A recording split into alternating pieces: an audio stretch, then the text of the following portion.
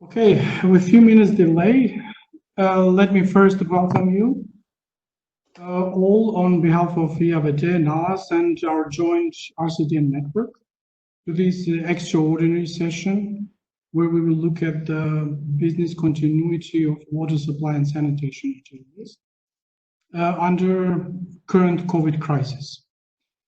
We live in extraordinary times, indeed, for months now, while we are now obviously experiencing a reopening these days. Perhaps it is the right time to reflect on how did we, or are we still managing the crisis? How we can ensure business continuity given the consequences we have already assessed, and perhaps most importantly, how can we build more resilient service in water supply and water sanitation to overcome future similar or even more severe crises, which might directly even threaten the water service. With this experience of today, to make us stronger and more resilient for the future. I'm Kelman Zayazi from NALAS, and I'll be your moderator at this session with esteemed three panelists, which are perfectly complementing each other, and I will introduce them later on. But before we start, I would like to provide some instructions to optimize the view on your screens.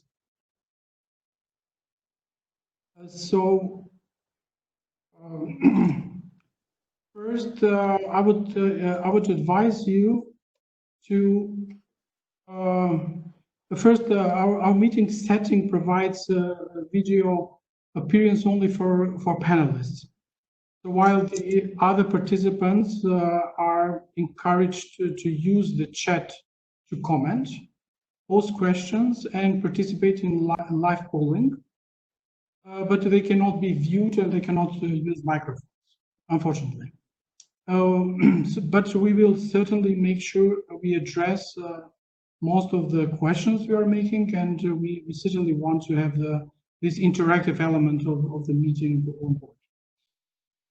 The webinar is being recorded, and it will be made available to wider audience later on. First of all, I advise you to activate the chat. You can see it in the bottom of this slide, marked with this red arrow. After you activate the chat, you should see in your right corner the box, the window of the chat,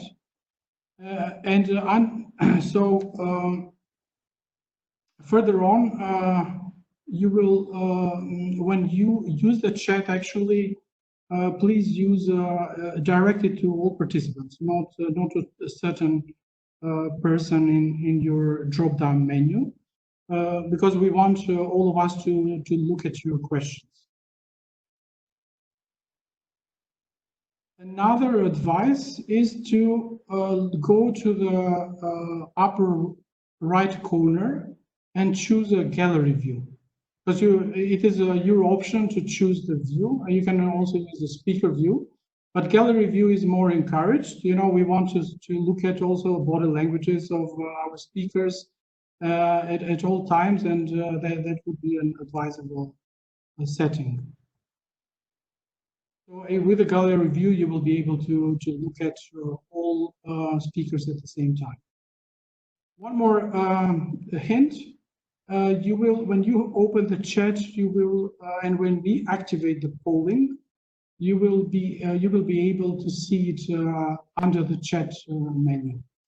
So this is an important element also for us to be in touch with you as attendees, so that we have prepared a few questions to check for your opinion on certain issues.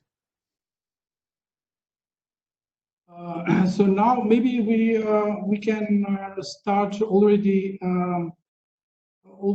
testing these tools, and I invite Kati to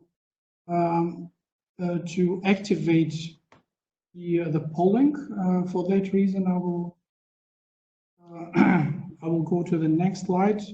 So the first question should be, what type of organization do you represent? Because we want to see also the composition of attendees.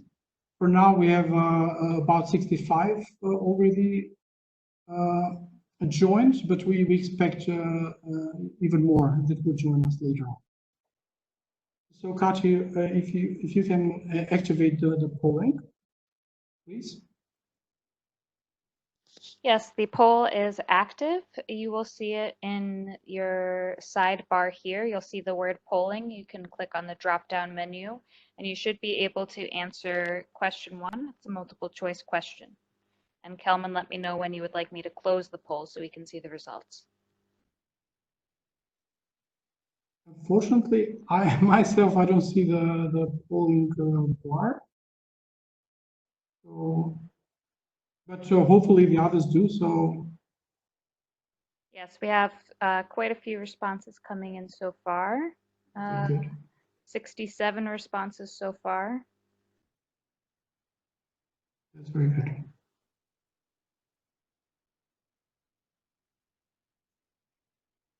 Maybe we give it another 30 seconds and then I'll close it, and hopefully you can see it, Kelman. It should be on the right to the bottom. You should see polling.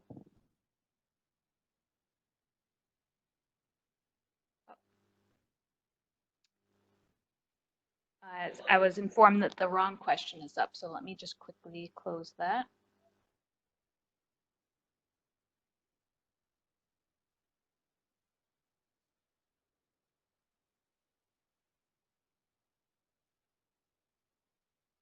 Just give us 1 second to get this sorted, sorry.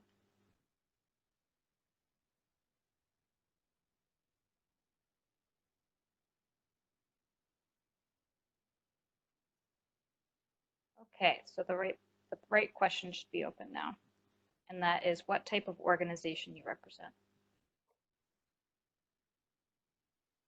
Okay, so please, this is a multiple choice question, so choose one of the type of organizations that match with yours.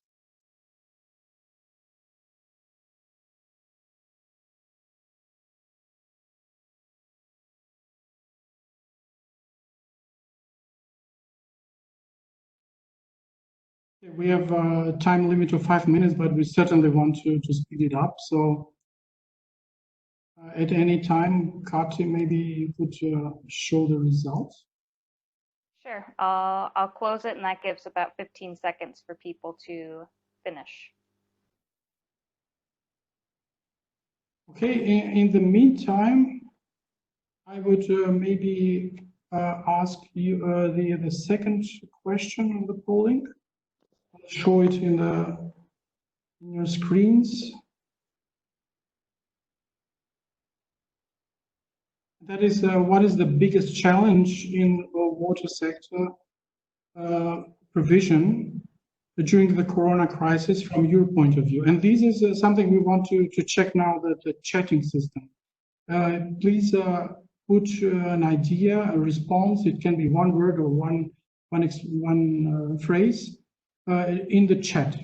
We want to make sure that the chat option works well. In the meantime, we got the result of the polling, and we can see here that we have a lot of international organizations, but a nice spread of all different organizations are on board, which is perfect. We have national government representatives, local government associations, association of public utility companies, a lot of them. So it's a quite good mix of audience we have today, and that's a perfect way to start. In the meantime, we take a look at the chat.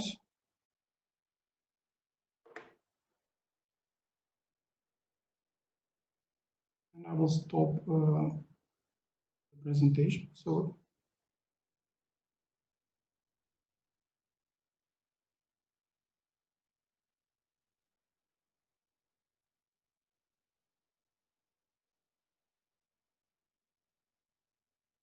okay, we see here ensuring the workforce needed, preventive measures, financial issues, and so on. So I think the important is that the chatting option works well, and we have colleagues that will be monitoring it and will give me hints to pose additional questions to panelists as we go on.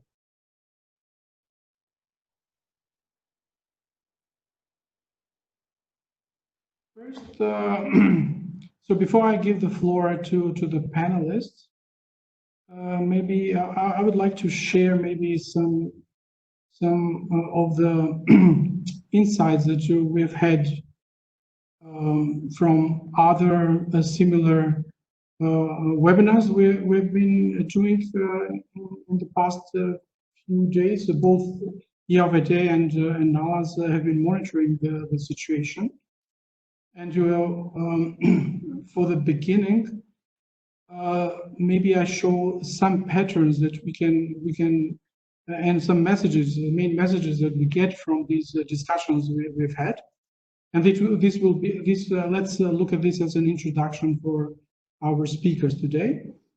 The most frequent discussed issue has been the issue of liquidity of public utility companies, which is at stake here because of the many factors. The fluctuation of consumption is mentioned. For instance, the decrease of consumption of water by businesses, which are shut down in this period, or increased use but postponed payments of increased use of water. The drop in the fee collection is a widespread trend. And then, so in the side of revenues, we have negative trends, while there are also additional costs reported for new, maybe temporary services. For instance, that are related to sanitation, disinfection, etc. And additional costs incurred by public utility companies and local governments, which are related to ensuring staff safety. If we factor in here the well-known accumulated issues for which we are all aware, for instance, the low prices of water services in general and aging infrastructure and so on. So the situation looks pretty alarming in terms of business continuity during, but also after the crisis. So this has been one of the main issues that we've heard. But challenges are not limited only to financial ones. There have been also shortages in supply of imported chemicals and so on. On the other hand, there have been some very interesting initiatives that are recorded, for instance, to develop IT solutions even more for water metering or online payments, which are helpful in crisis settings such as this. And also development of a revenue strategy on the basis of these insights, for instance, also energy cost reduction and so on.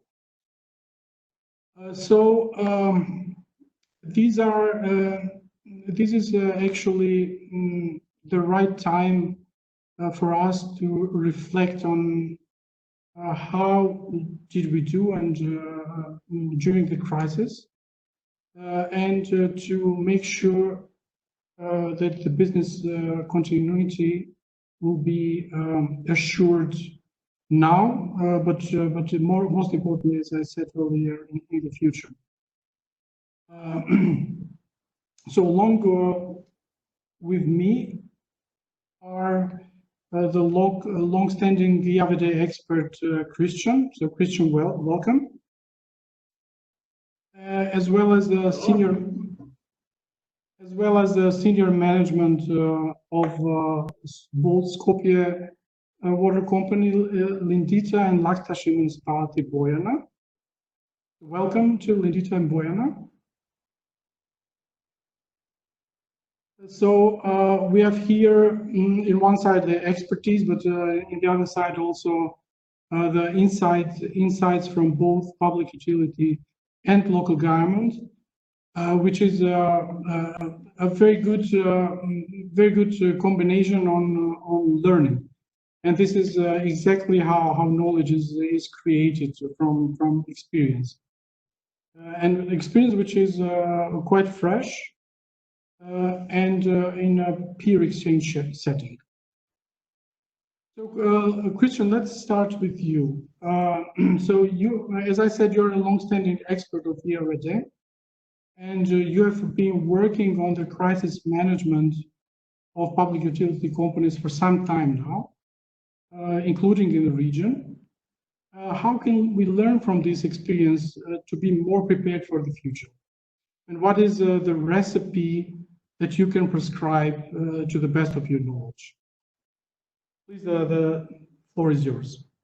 Yes, thank you, Kelman. I hope you can hear me. And I will try to share my screen now, which I'm clicking now. And am I still there? Yes, okay. It says yes. Thanks for using WebEx, but I'm still here. That's good. And now you should be seeing my presentation. Do you have it on your screen? Yes. Please go on. Very good. Okay, so thank you for the introduction. Among other things, I have been working on the water safety and crisis management program together with IAVD for some years now. Essential parts of this with respect to the corona crisis and with respect to the water sector, of course, I want to emphasize today. The name of the presentation is Business Continuity Planning, Prepared Response to Epidemics or Pandemics.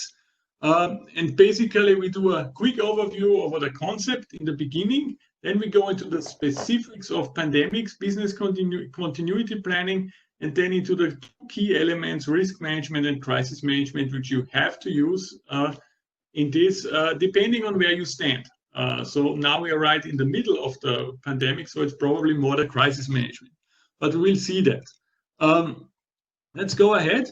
And I'm a little quick on purpose because the presentation has been given a time limit of 10 minutes, so I will be trying to keep that, and we have more room in the more time in the discussion later. So can I just interrupt real quick? Yes. Could you switch the view mode? We see the mode from your as a presenter mode, just so we could see it bigger in our screen. I'm not sure if you can change the. Okay, that's interesting. How do I? Is it now better? Probably not. But we can still see, huh? So I think you can. Okay. I don't know. I have two screens here. On one it shows properly, and the other the presenter mode. I don't know how to really fix that. I could try something. Has it changed? No, it's just fallen out. Let's try again. We lost your presentation, so you should bring it back. Huh? Okay. I don't know how to switch that quickly. So let's go on from here. Okay, please. No. Okay. Never mind. I think it's good enough. I think you can proceed, Christian. Okay. So in business continuity planning, as laid out in ISO 22301, encompasses the whole cycle of planning for a specific and potentially catastrophic or disastrous event, from from the beginning, where you have normal operations and nothing has yet happened, you can do your risk management here. Your risk is what are the risks even? We don't know what will happen next at this point, but what could happen? What could hit us hard? Yeah. And if we find items or scenarios like this, then we could do the business continuity planning preparation, which can be extensive.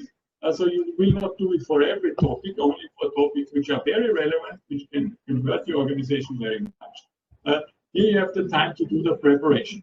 That would be the green phase.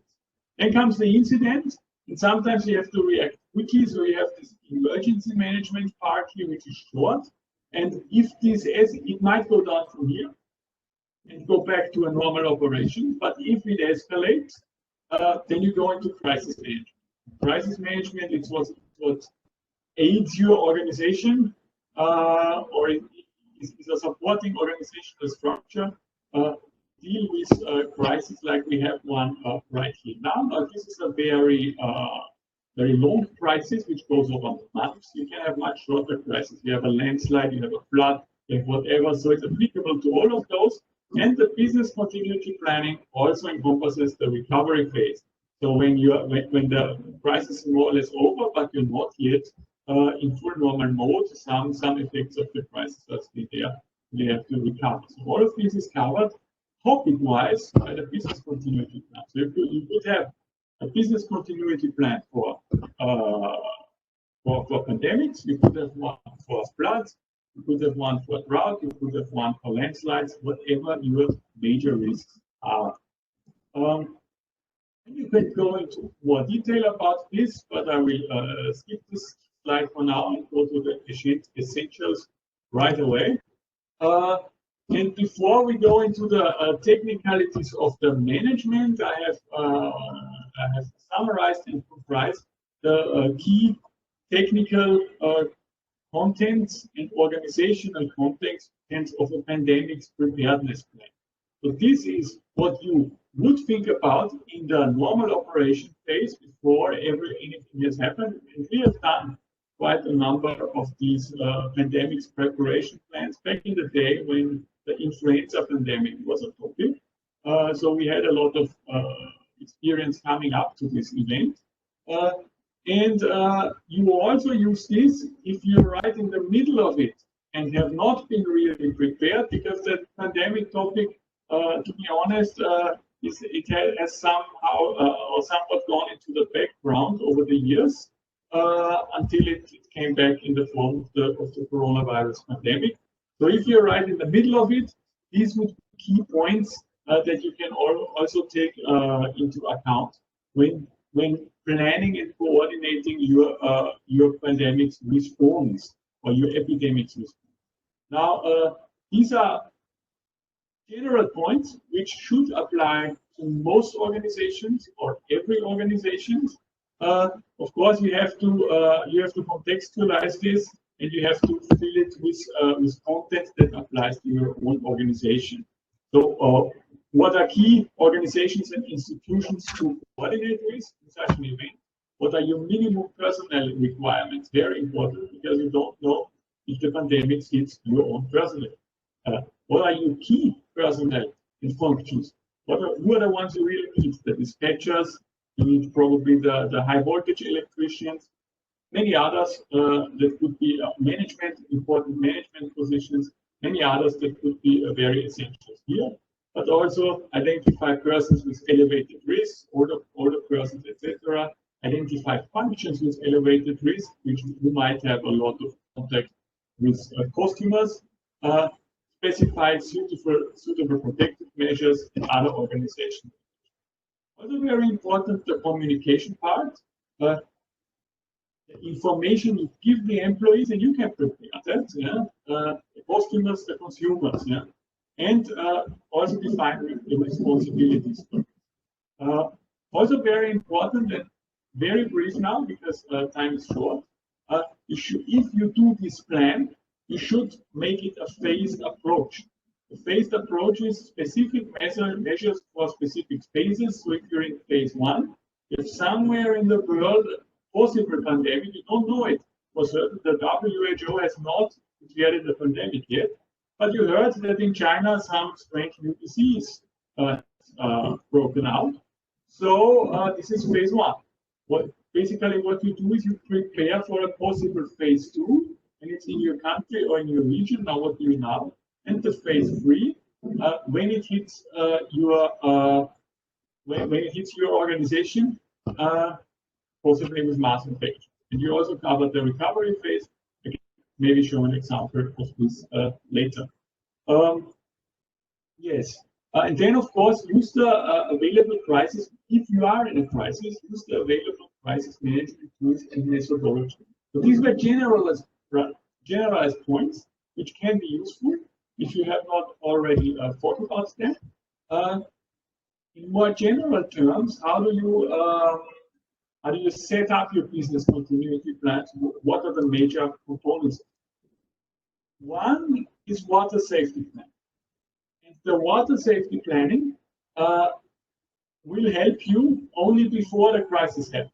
It will help you identify possible crises, possible scenarios which are very relevant to your organization, which can happen a lot.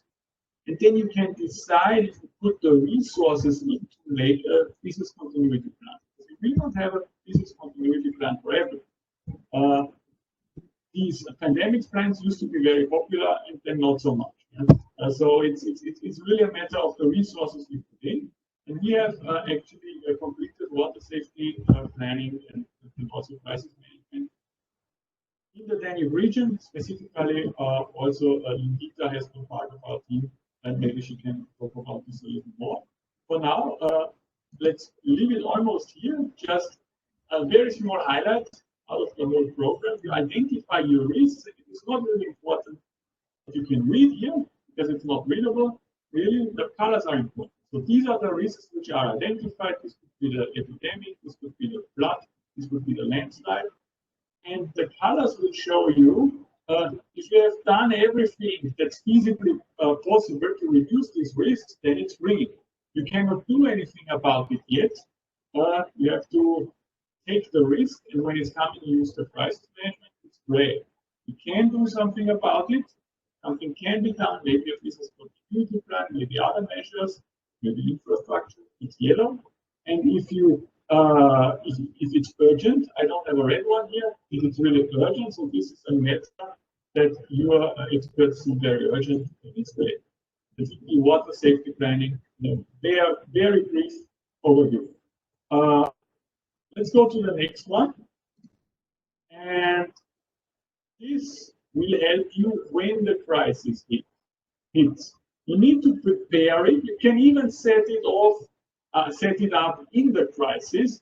You will need guidance for this. Yeah, so we've done it in a crisis once when a water supplier was effectively poisoned, and we had been in talks about setting up crisis management, but it was not definitive yet, and that crisis hit. So we set up the crisis management in the situation. It is possible, but it's much better, of course, to set it up before, define it before, and to train it before. The crisis management will help you coordinate your response and get proper information. One of the most critical tasks in any crisis is where do I get my proper information in time as the situation goes on. Also, where are my gaps in information? Can I see them? Yeah? Can I verify? So what we basically do in crisis management is we define responsibilities beforehand, and we concentrate the responsibility for action is the crisis manager.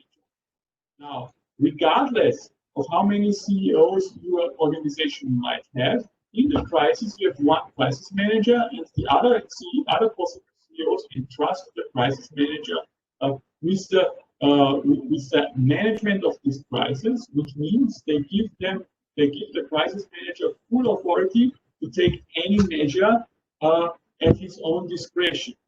Now, this is especially useful if you have a fast crisis going on, like the landslide. Then you don't have really time to coordinate a board meeting or anything. You have to take decisions. In this pandemic, it's a little easier. You have more time. Yeah? Anyway, you define your staff functions, and You can have more staff functions than those, but these are the most critical. You have to have these three. If you don't have so much personnel, well, you combine them, but you still have to use those tasks, those fields of assessment, which is one of the staff functions will assess the threat, what is coming to us. What about this new virus? How contagious is it? Are the people dying? Do they get ill? How long are they ill? And so on. So we need to clarify all this. We have one staff, one person dealing with that. We have another person dealing with our own operations, our internal operations, which means in the situations we are now, how much personnel do we have? What functions can we keep? How do we organize to minimize service procedures if we need those? Yeah.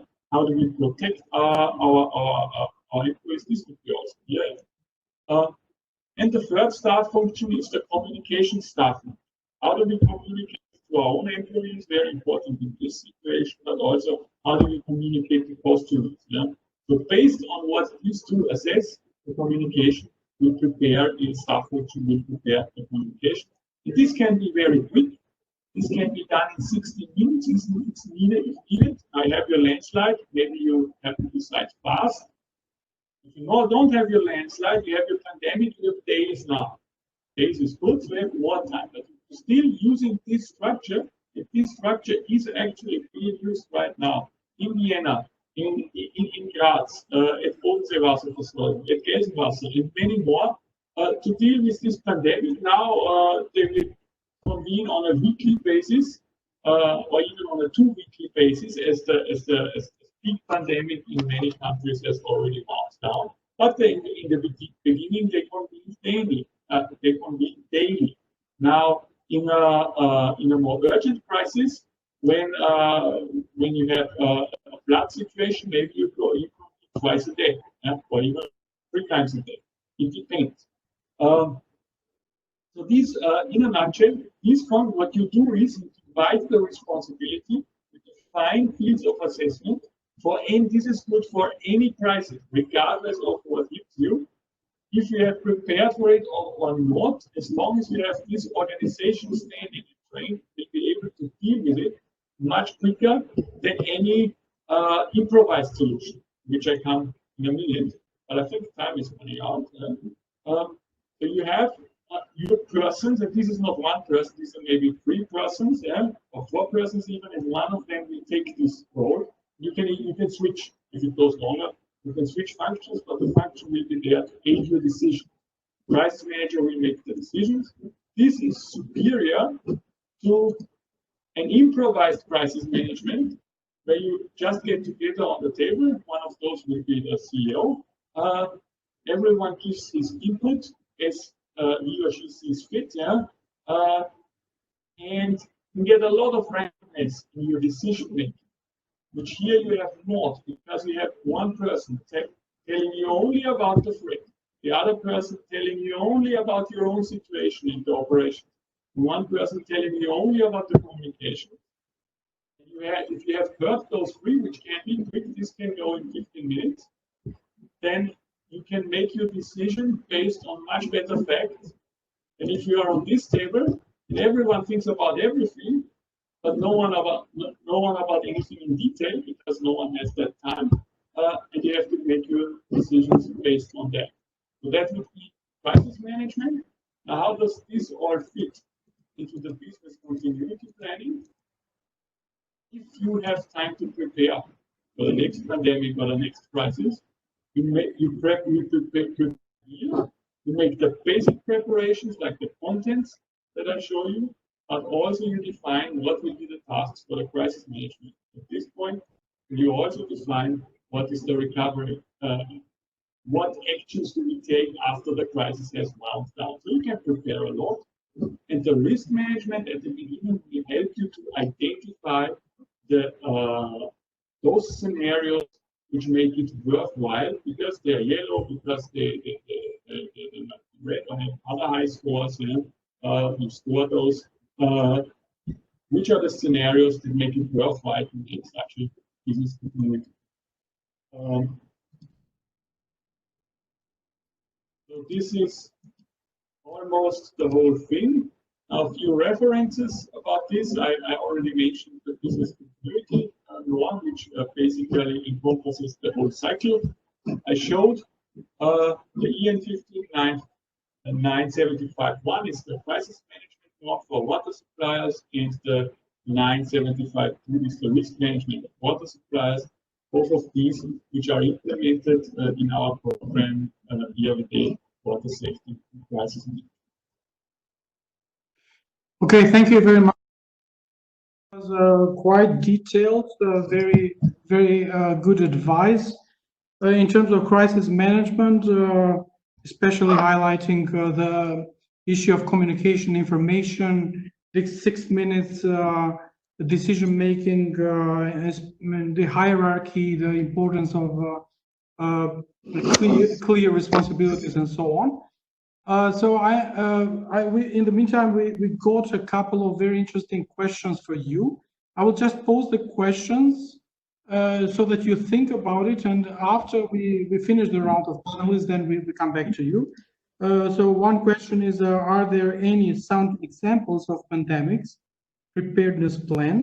Similar question, is a pandemic strategy available at most utilities? Any numbers? Is it a requirement in EU and beyond? Because the feeling is that most were caught off guard and not prepared. So these are questions for you to think about, but I'm now very curious to give the floor to Lindita, because this crisis management preparedness is now we are in a crisis, but NALAS and have been working on developing resiliency even earlier, and Lindita has been engaged directly through ATCOM in this area. So I'm curious to see, how did you manage in the waterworks company Skopje? Did you make a use of this knowledge that you already gained earlier in a real life situation? So how much it was useful, and also what was your coordination with the city of Skopje? That might also be interesting. Please, Lindita. Can you hear me? Yes, we can hear you very well. Please continue. First of all, thank you very much for your invitation to be a panelist on this webinar.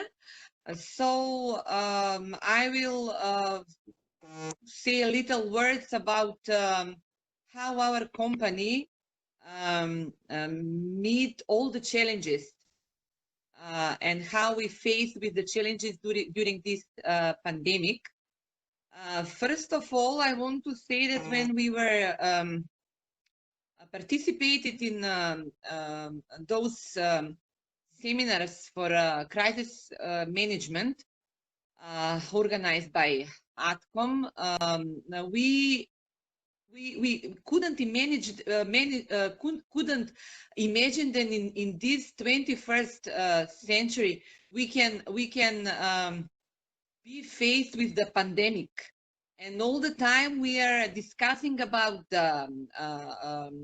other disasters and about the earthquakes and floods, but never about the pandemic. So there was a working plan and everything about the pandemic, but we couldn't imagine that we will face with this situation. But however, now we have to, we were faced, and I think that our company, as one of the biggest company, public company in our country, we really meet the challenges, and we faced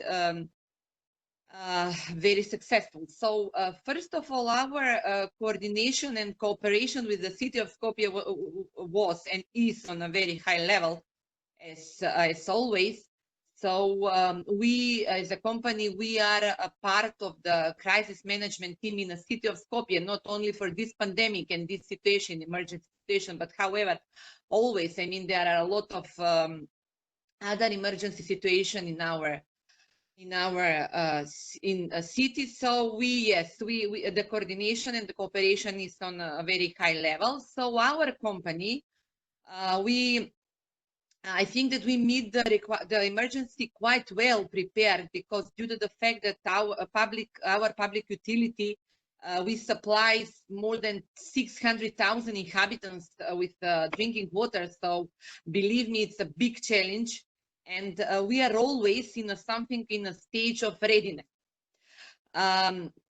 At the beginning of this crisis, we only followed the information about this situation, but it changed very quickly. And from day to day, we saw that we have to take some measures. So the management team decided that during the state of emergency, something needs to be done, so that the work in the water and sewage sector in such conditions to continue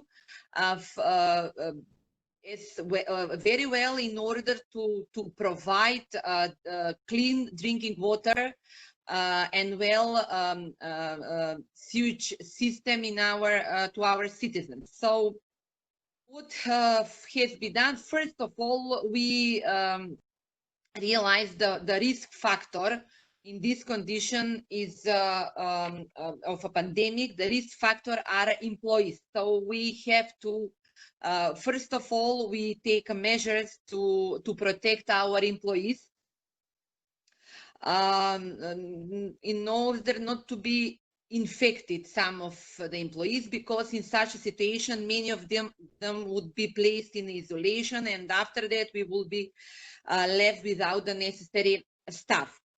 So it was a priority to protect workers in vital facilities in the services for maintenance and water supply and sewage network. After that, in a sanitation laboratory and wastewater treatment plant, and of course in pumping stations. What actions have been taken? So first of all, in order to reduce the possibility of daily contact between the employees in pumping stations, a working plan was made in 2 shifts. After that, we reduced the number of employees present in sanitation laboratory and wastewater treatment plant, as well in the other sectors, by dividing employees in 2 groups. So some of them who came to work, and the other who were who worked from home, and with a recommendation not to have social contacts. In a way, the plan was that if any of the employees accidentally become infected, then it will be necessary for everyone to go into isolation. So in that case, they would we always have a reserve team that would continue every day on a work. Of course, the measures for at the same time, most of the employees from other services were sent on a justified leave in order to be included at a reserve if it becomes necessary, and thus will be prevented and increasing contacts between workers. Measures have been taken for disinfection and all working premises. Of course, protective masks and gloves were procured and distributed in our sectors and in all of our facilities. Increased control of security service and prohibited entry and visit of facilities by other employees of the company have been taken, of course. And what is very important during all this period, all the time we informed our citizens that the drinking water is safety. So all the time we take measures for preventing, as always, the drinking water. So I think from this side that we we were very successful in managing this crisis till today. So what is very important, that the drinking water all the time was at the highest level as always.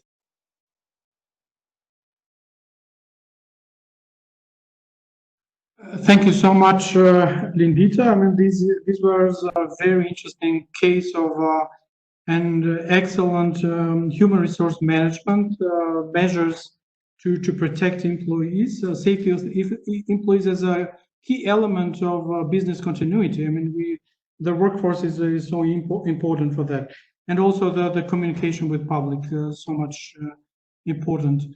I would first remind the audience, the participants, to pose questions. It's not that we don't have, but those that have maybe forgotten, I'm just trying to remind you. Otherwise, we have a very nice initiatives of sharing links and knowledge of participants, which is a new feature of this webinar. Is not only asking questions, but also sharing their own knowledge. This is very good, and we will make sure to make them all available. And now let's go to Bojana Kondic-Pantic. She's the chief of cabinet of the mayor of Laktaši in Bosnia and Herzegovina. So Bojana, the local government obviously struggled for business continuity in many dimensions, because the local governments have a wide area of authorities to manage. So how did Laktaš municipality do in securing water service? Did you have a crisis management strategy, and how was your cooperation with a public utility company? Hello everyone, and I would like to take this opportunity to thank the organizers, but also to all participants in this event. I will say something about the situation in the municipality of Laktaši and in entire Republic of Srpska when it comes to business continuity of water service in conditions of the COVID-19 pandemic.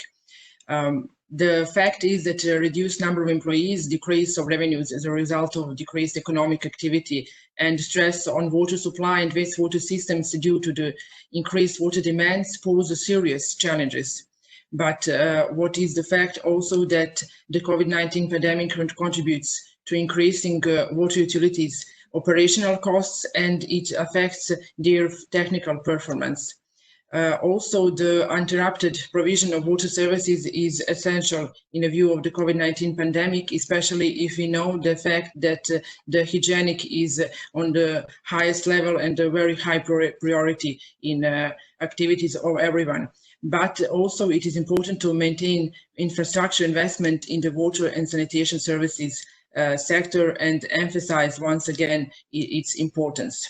However, beside all these challenges, which are similar in the region, I think in all countries, water utilities in Republic of Srpska confirmed that citizens were provided with safe water and sanitation services throughout the COVID-19 pandemic. It wasn't easy, and also Laktaši municipality's public utility company didn't have a crisis plan in this situation, but it managed the crisis very good. The director of the utility company is a member of the municipal headquarters for emergency situations, and in this situation also proves to be true that the cooperation between local government units and water utility is crucial at all times, but especially during the current COVID-19 crisis. And we had a lot of decisions to take in the daily manners, and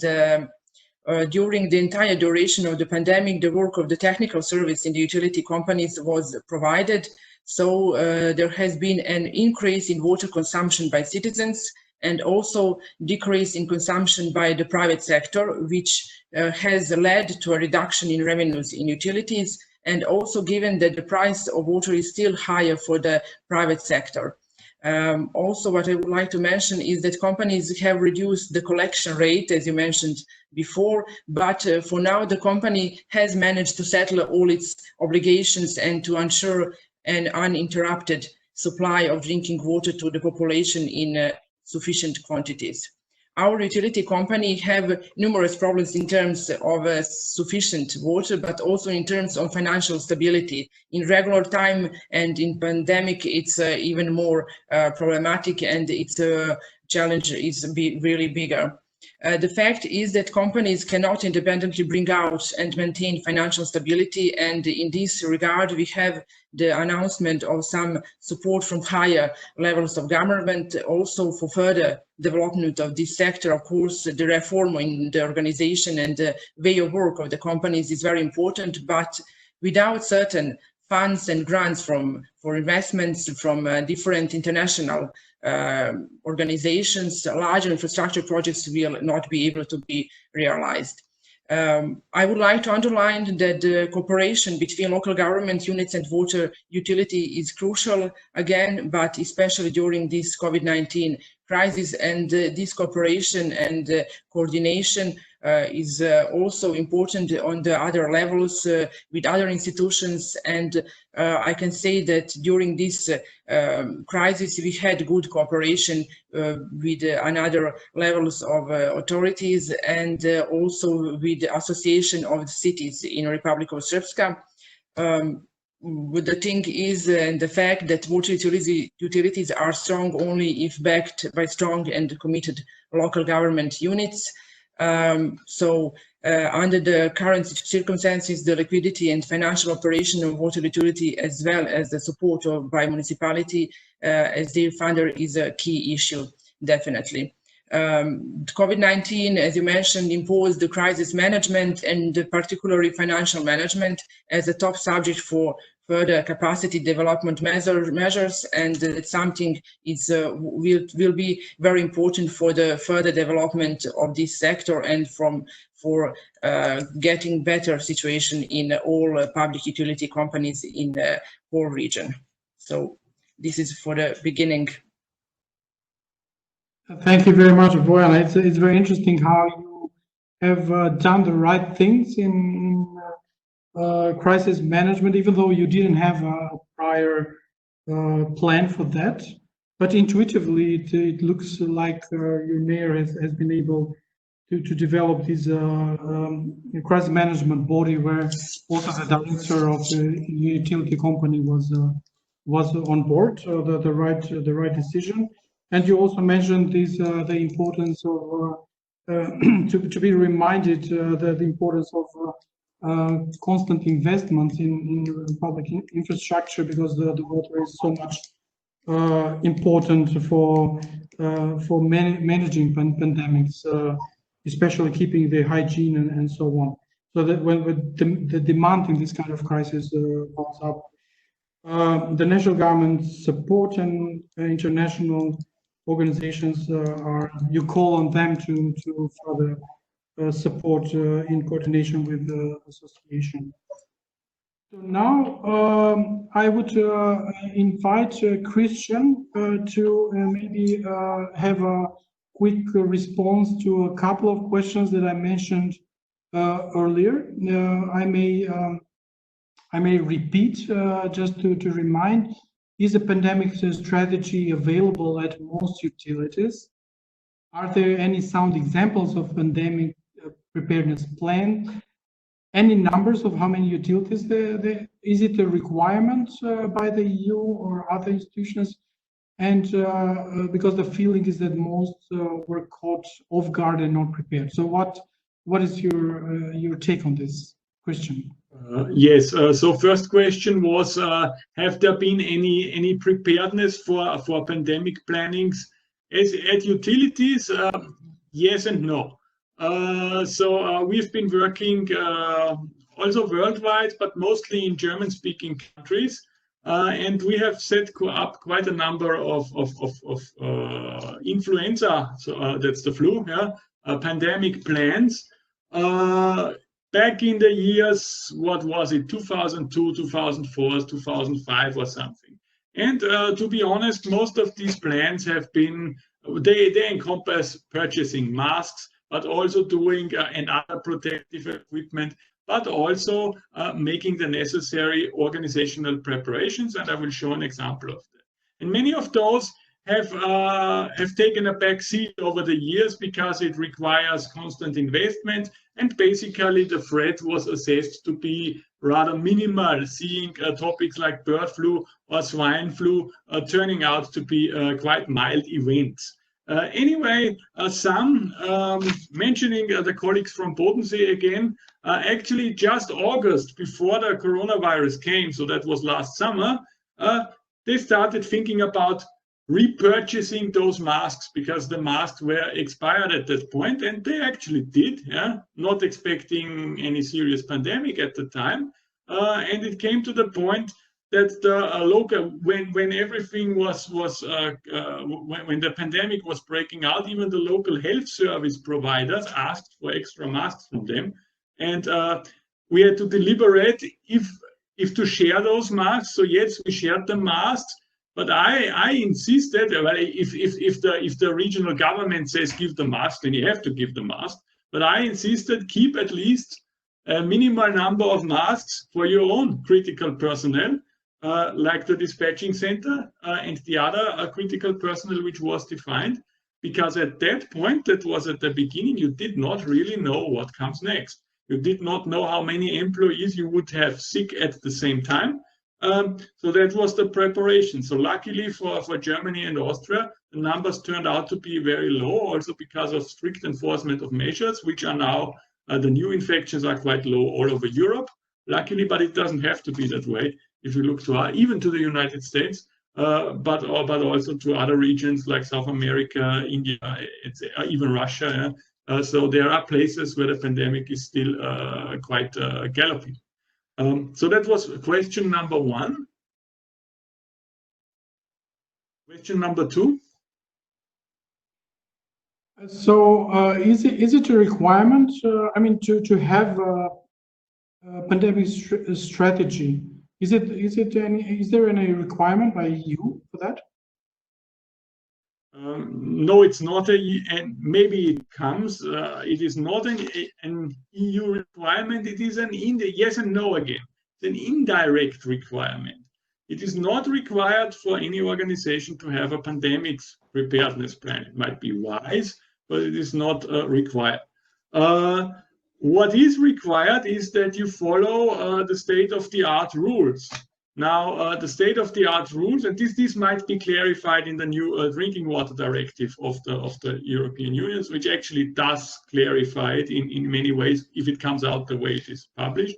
So what it basically says is you have to observe the state-of-the-art preparation. And the state-of-the-art preparation is basically those two norms, to put it simply, the EN 15 950 975-1 and 2, crisis management and risk management. Now, if you have those in place, then you are prepared, state of the art, more or less. What does that have to do with pandemics?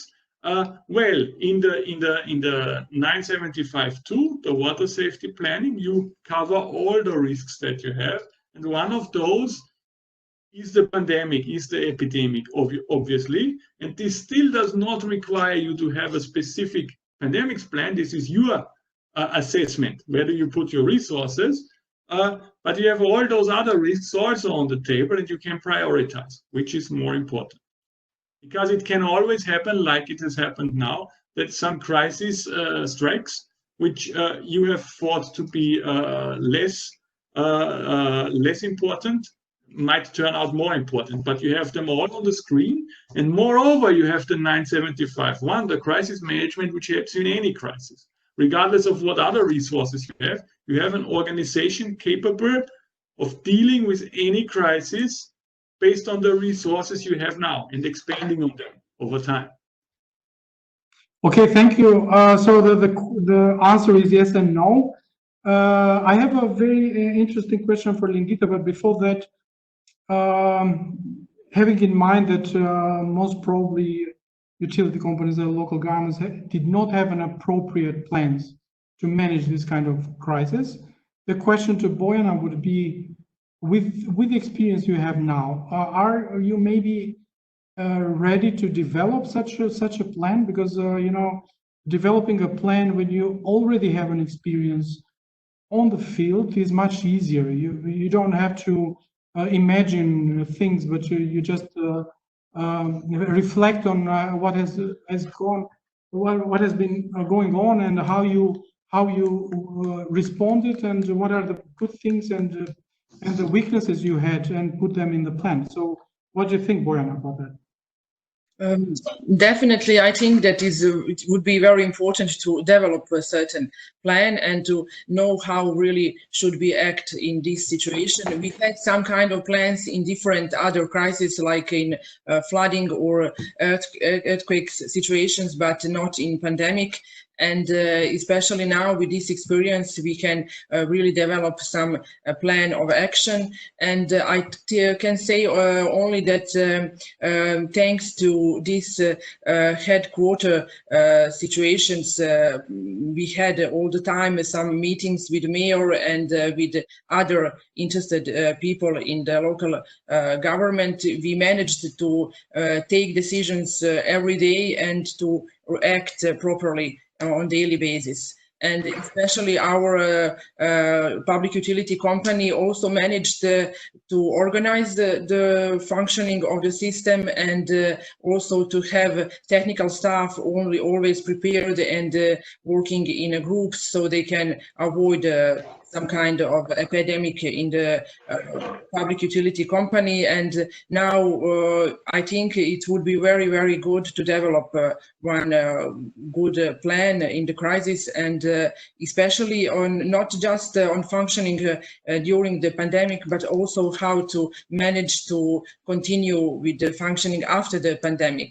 Not only in giving people enough quality water, but also in the financial situation of the public utility company, how to manage functioning after the pandemic. So that is a question, definitely. And also in having in mind that all the economy is decreasing, and the local government budget is decreasing also. So we don't have enough funds to support all the costs that are increasing. So that crisis management plan and financial plan is crucial for next steps, even in this moment. Yes, I mean, economic recovery will be a very important topic in the next months. These efforts to provide the continuity of services. But we probably will not have a lot of time to get deeper into that issue, but it's a very valid point. Now for Lindita, obviously, Lindita, you inspired some participants talking about this importance of securing the staff safety. So the question is here, does anyone see a shift, or do you see a shift in more automation in running drinking water works or wastewater works due to this risk for staff that we have experienced?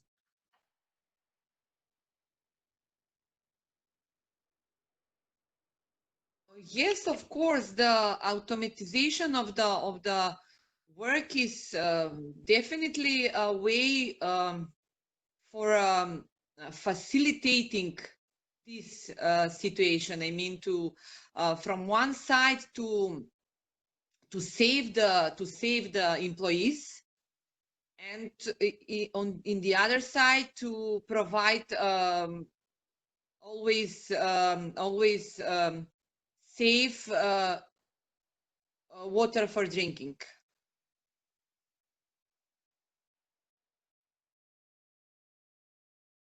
Yes. Any other Christian? Would you like to respond also to this question? I also have another interesting question for you related to smaller utilities. Any suggestion for them? Those that cannot afford, for instance, to have more than 9 people. Yes. Thank you. Let me first go back to the topic before. I promised in the chat to show a sample pandemics plan. So this is an older one. I will have to share my screen though for this. So yes, please do so. let me do that. Can I selectively do this? Yes, here. So you should be seeing a green document now. This is German, so don't be bothered. It's more about the structure, about the than the content. We don't really have time for the content, but you see the structure. You see what is an epidemic, what is a pandemic, what does the WHO say to this? That's the general things. Then an example about influenza. That was the topic of this pandemics plan, and how it is contracted. Also very important. So these are the basics. You start the thing with some facts that you can research before. In this case, it was aimed at influenza. Now let's go to the structure, and this is what you see here is the phased approach. So you have the normal operations here, and you go immediately. If you get into a pandemic situation, you, like everyone basically did, yeah, you go into crisis management. You don't really have incident management. There's no kind of incident like fire or accident or anything. You go into the crisis management, and here you have the phased approach. The observation phase it's called here, when there is no when there are no cases yet. The acute phase, the red one, where you have your cases, and the after phase, where you have to recover from all of that, and then you go back into normal operations. So that would be the basic structure of such a document, which is of course way longer and has then a lot of content. Now you have what kind of materials, personal hygiene, how do you do with intensified again, Reinigung is hygiene basically, yeah. Information for a pandemic, prepare a lot of stuff prepared, and information for other dialogue groups or target groups, and so on and so forth. So a lot of planning go into this, and you can do this also for other topics. Will look a little different, but you will have this phased approach, which is basically the business continuity approach. You can have that here. Okay, that was question number one. I will go, or maybe I can leave this on for a few minutes. Now, but the other question was about small water suppliers. How do you work with if you are a water supplier of less than 9 employees? We actually do have in our water safety and crisis management program part, which is called crisis management for small water suppliers. And you use like this, they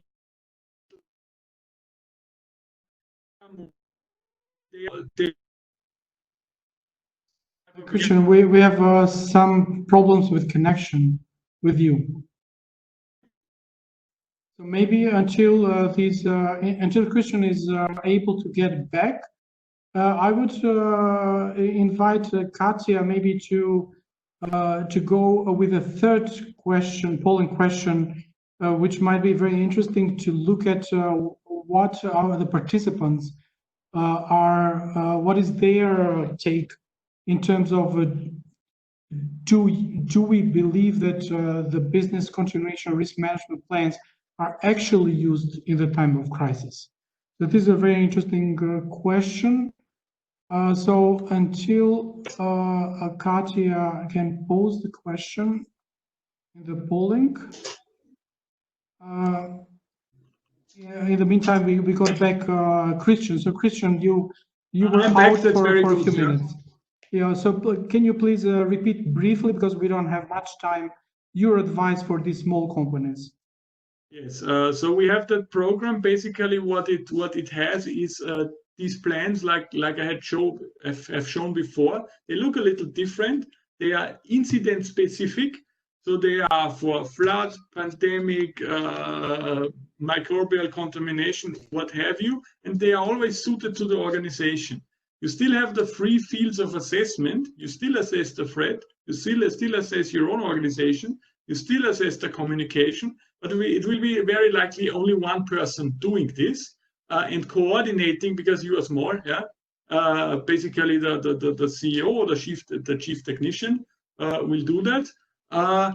and coordinate the response, whatever it may be. And this is not only pandemic now, because in such a small organization, you obviously have your key personnel, which you have to protect, but you will be rather quick with the measures. So it will be shorter in each case, and you cover the cases that you need. The approach is basically the same, but it is scaled down. You don't have a large organization to cover.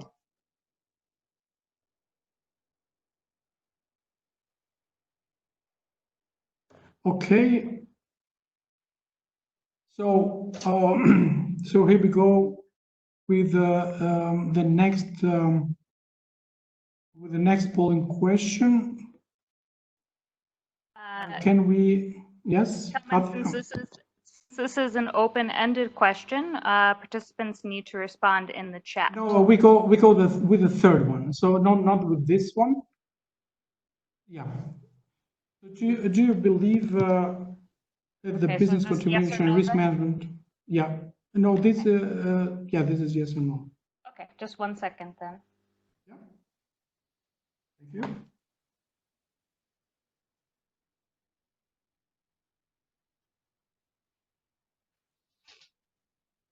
Until it pops up in the screens, a related question for Lindita or Bojana. Can you comment on if crisis response plans are yearly discussed between the water utility and municipal government? Now you can already see the question here, and you can answer yes or no. In the meantime, Lindita or Bojana, if you can. I actually, Lindita, because Bojana, you said that you didn't have actually the plan in your municipality.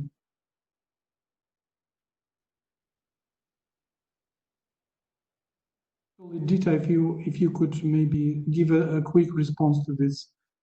Yeah. Once again, a question.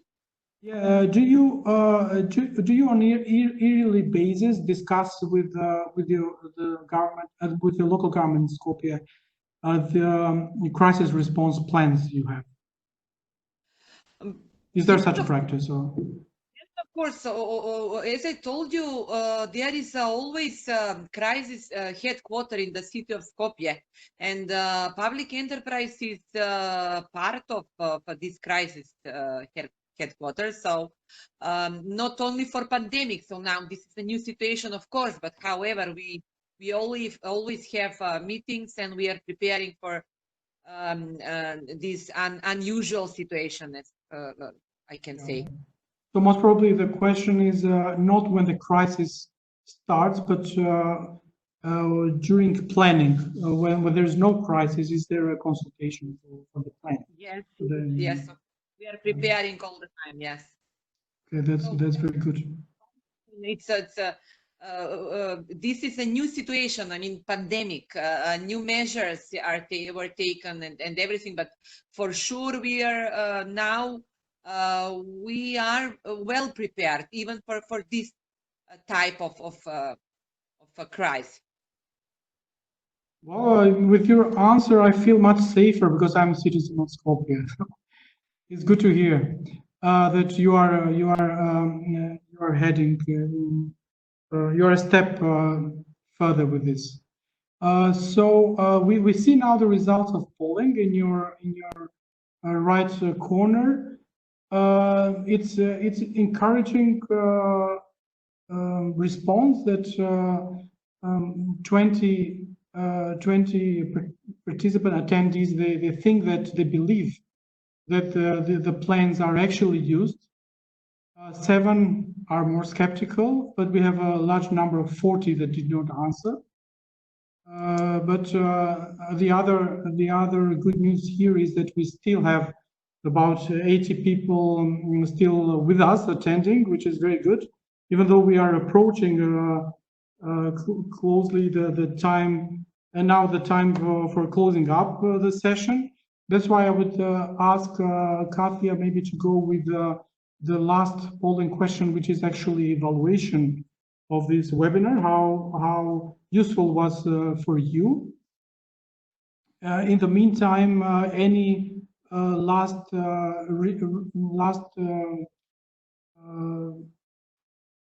things for the panelists that you would wish to say before we close down?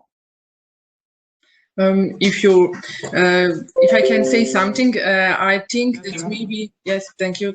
Maybe this challenge with this crisis, water utility companies could use as one opportunity to become more visible, because in the regular situations, water supply system is something that public doesn't pay attention a lot, except in the moment when there is no enough water.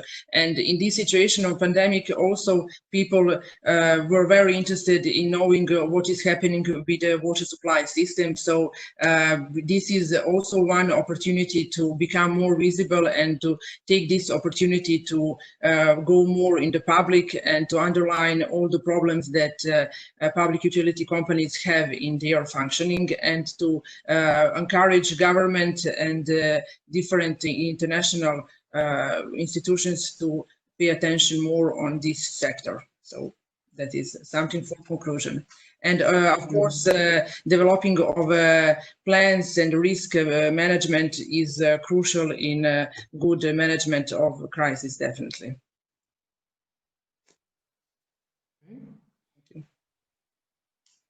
Yes, Lindita. You should unmute. Lindita, you are muted now, please. So I will add something for the end. First of all, I and we in our company, we hope that this crisis, this pandemic, will never happen again. And I want to say that we really faced with this challenge very well. So we managed the situation very successful, and of course we succeeded to all the time to supply our citizens with drinking water, which is very safe. So that's why I think that, I'm convinced that this situation is in our control all the time. Thank you. So yes, Christian. one last word for me. Regardless for what situation you are preparing or what might come, the sound approach is you identify the risks beforehand, before anything happens. So you prepare yourself before anything happens, but you also put the preparations in place for when it happens. That's risk management and crisis management, and that would be the sound approach overall, regardless of topic. Okay, thank you very much. You can see the results of the evaluation, which are quite positive, as I see. So maybe some final words from my side before we declare this closed. So it is for me. It's the webinar shed some light in the importance of the water in dealing with this pandemic, even though it was not maybe in the spotlight as the importance of water. Probably if we dealt with some other infectious disease which was spread through water or through sewerage system, it would have been much more dramatic. But even in this case, the importance of business continuity in water is evident, and it is something that probably we cannot afford to fail. So this service is a must-go-on service, and that's why the strategies for business continuities are so important. We showed, I think, with these exercise today, with these interesting case stories from Skopje and Laktashi, that so much experience have been gained, that this can very easily be documented in our plans, and certainly a larger number of LGAs, of local government units and public utility companies are now more than ever ready to have meaningful plans for crisis management and especially for strategies to ensure a business continuity. So with this, I would like to thank very much the panelists. You were great contributors to this event, but also the audience was, even though they were cut off without video and mics, but they did their best with using the chat and being active in polling. So thank you very much. And we continue in NALAS and IAVD and RCDN jointly. We continue with the series of webinars in the future. Thank you so much, and just keep doing the excellent work you are already doing.